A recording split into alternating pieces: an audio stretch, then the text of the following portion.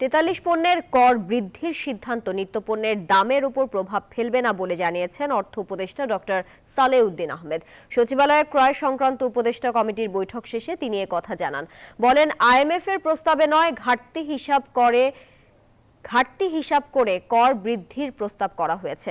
এর ফলে চাল ডাল সহ প্রয়োজনীয় পণ্যের দাম বাড়বে না জানান তিনি। বলেন, যেগুলোর কর বৃদ্ধির সিদ্ধান্ত হয়েছে তা অগুরুত্বপূর্ণ পণ্য। হোটেলের ক্ষেত্রে যেই দাম বাড়ানো হয়েছে তা 3 তারকা হোটেলের উপরে, এক্ষেত্রে 10 টাকা বাড়বে, তাই এ নিয়ে বিতর্কের কিছু নেই বলে মনে করেন অর্থ উপদেষ্টা। অত্যাবশ্যক জিনিসপত্র আমরা সব এসে জিরো করে দিয়েছি, আপনি ছাড়টা দেখবেন কি দিয়েছে আমরা, অথবা সেটা দেখে আপনি নজর দেন। কারণ ইনফ্লেশনের মেইন আমাদের ওয়েটটা ইন্ডিকেটরস গুলো হলো চাল ডাল, এইগুলো আপনারা জানেন। আমরা যেসব জিনিসের দাম বাড়িয়েছি ওগুলোর ভেরি ইনসিগনিফিকেন্ট পার্ট অফ আমাদের ইনফ্লেশন।